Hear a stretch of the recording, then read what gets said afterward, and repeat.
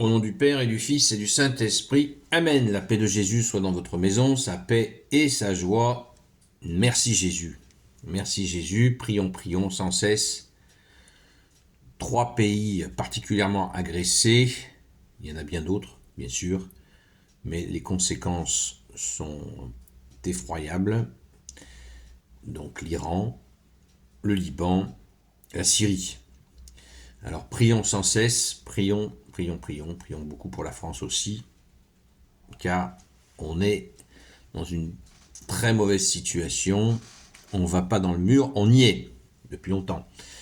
Mais là, ça dépasse les bornes, pensons à tous ces gens qui ne peuvent même plus aller travailler à cause du prix de l'essence, alors qu'il leur suffit de baisser les taxes immédiatement, mais apparemment, ceux qui ont été élus par les électeurs dont je ne fais plus partie, eh bien, n'en ont cure. C'est pas leur souci, et ça montre bien d'ailleurs qui ils sont, et quelles sont leurs intentions. Ô Jésus, tu es le roi de gloire, le Dieu de nos vies, viens à notre secours, ô Jésus, s'il te plaît. Je te supplie, ô Jésus, pour la France, ta fille aînée de l'Église. Amen. Nous lisons le Saint-Évangile selon Saint Jean, chapitre 8, versets 51 à 59. Que ta parole, ô Jésus, rende dans mon esprit, que ma bouche proclame ta parole et que mon cœur l'accueille. Amen. En vérité, je vous le dis, si quelqu'un garde ma parole, il ne connaîtra pas la mort pour toujours. Les Juifs lui dirent, maintenant nous savons que tu as un démon. Abraham est mort et les prophètes également. Comment peux-tu dire, si quelqu'un garde ma parole, il ne connaîtra pas la mort pour toujours? Tu es donc plus grand que notre père Abraham, qui est mort, tout comme les prophètes sont morts. Pour qui te prends-tu? Jésus alors déclara, si je fais mon éloge, cet éloge ne vaut rien. Mais c'est mon Père qui me glorifie, celui que vous appelez notre Dieu. Vous ne le connaissez pas, alors que moi je le connais. Et si je disais que je ne le connais pas, je serais menteur comme vous. Car moi, je le connais et je garde sa parole. Quant à Abraham, votre père, toute sa joie était d'attendre ma venue. Il l'a vu et il s'est réjoui. Les Juifs alors lui dirent, tu n'as pas encore 50 ans et tu as vu Abraham. Jésus leur répondit, en vérité, je vous le dis, avant qu'Abraham ne soit venu, moi je suis. Sur ce, ils cherchèrent des pierres pour les lui jeter, mais Jésus se cacha et sortit du temple. Merci Jésus, parce que son heure n'était pas encore venue. Évidemment, merci Jésus. Tu es le roi de gloire, le Dieu de nos vies. Cet épisode est très important puisque nous en avons la confirmation avec le Saint Credo de Nicée de 325, de l'an 325, qui dit que Jésus est né du Père, donc avant le commencement. Il était auprès de Dieu avant le commencement. Avant la fondation du monde, Jésus était auprès de Dieu, co-rédempteur avec l'Éternel. Et l'Esprit Saint, dans l'Ancien Testament, ne s'est fait connaître que l'Éternel et l'Esprit Saint. Pourtant, Jésus était bien présent auprès du Père. C'est un mystère, c'est le mystère de la Sainte Trinité, c'est un mystère heureux, joyeux. Rendons grâce de le connaître, malgré qu'il restera toujours un mystère, un seul Dieu en 3 personnes.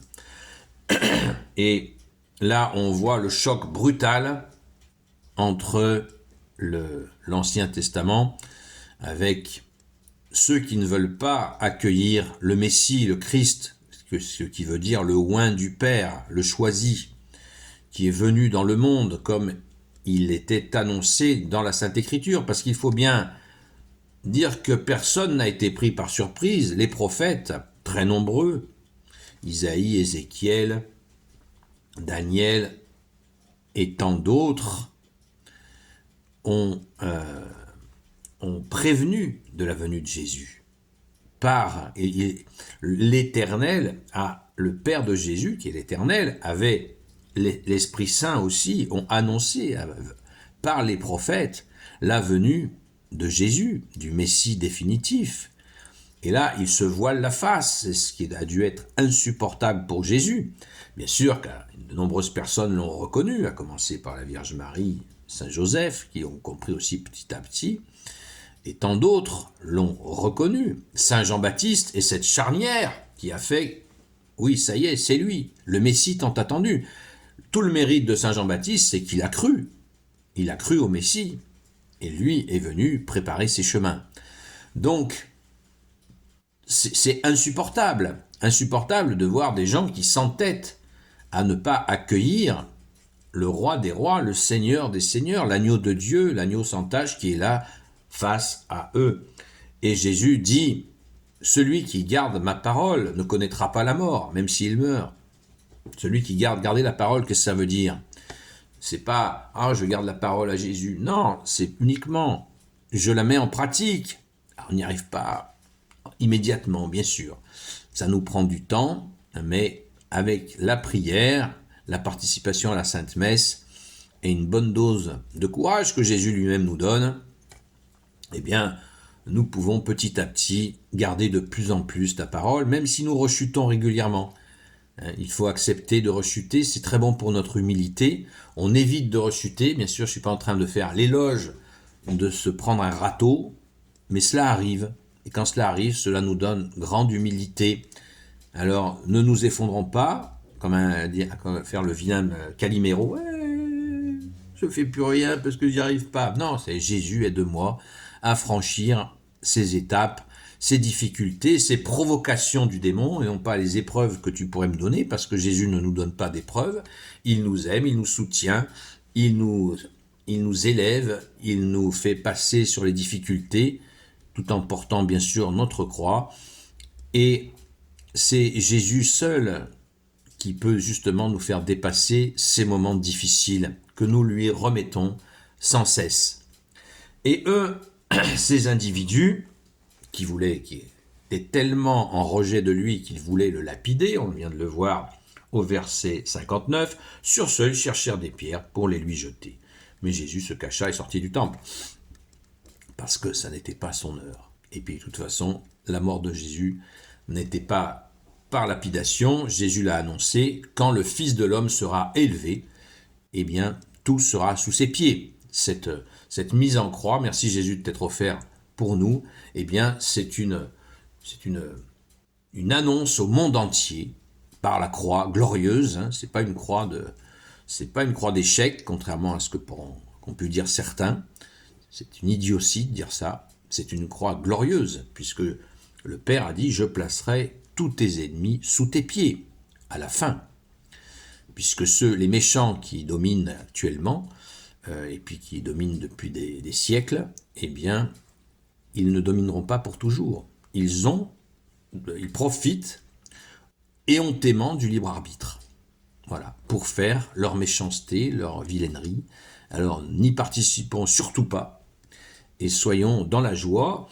Et quand nous apprenons que Jésus nous dit que Abraham, le père des croyants, s'est réjoui qu'il allait venir, vous imaginez les idiots qui pétaient les plombs au lieu d'accueillir cette joie. Le grand Abraham qui est heureux de la venue du Sauveur, Jésus, le Christ Jésus. Quelle merveille, quelle merveille. Et ça non plus, ça passe pas. Et rappelons-nous sans cesse que quand Jésus dit, au verset 58, Jésus leur répondit, en vérité, je vous le dis, avant qu'Abraham ne soit venu, moi, je suis. Cette phrase « je suis », ça veut dire « je suis Dieu ». Le « je suis », puisque son Père l'a dit, « je suis celui qui est, qui était et qui vient ». Je suis celui qui est. Voilà. Le « je suis », c'est l'omniprésence de Dieu qui a fait toutes choses. Et Jésus est Dieu, comme son Père est Dieu et l'Esprit Saint est Dieu. Rendons grâce. Merci Jésus d'être le roi de gloire, le Dieu de nos vies. Amen.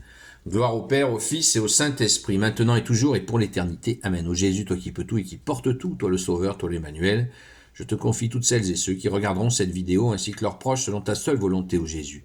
Sainte Marie, Reine des cieux, toi l'Immaculée Conception, toi qui écrases le serpent, toi qui es la lune sous tes pas, toi notre Mère, Notre-Dame, Saint Joseph, toi le juste et le saint, toi le sage, toi la terreur des démons, toi le saint gardien de la Sainte Église catholique apostolique, Sainte Marie-Madeleine, notre chère sainte patronne, et vous, tous les saints et saintes, amis de toi Jésus, Saint Michel Archange, Saint Gabriel Archange, Saint Raphaël Archange, et vous, tous les anges qui te servent Jésus, je vous confie toutes celles et ceux qui regarderont cette vidéo, ainsi que leurs proches, selon ta seule volonté, ô Jésus. La paix de Jésus soit dans votre maison.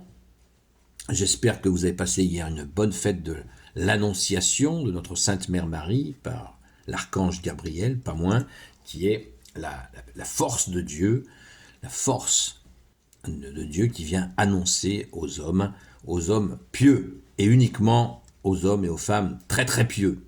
Gabriel ne s'est jamais adressé, n'a jamais apparu à des individus qui n'étaient pas complètement pieux. Et ce fut le cas pour notre Sainte Mère, bien évidemment. Rendez-vous ce soir à 20h. Pardon pour hier soir, ça a été un petit peu cafouillis. Une bonne vingtaine de minutes de retard. Ce ne sera pas le cas ce soir, je l'espère. Donc rendez-vous 20h jusqu'à 22h. Et donc préparez vos questions où nous pourrons bien sûr approfondir cette parole du jour, si vous le souhaitez. Merci Jésus, à très vite, soyez bénis.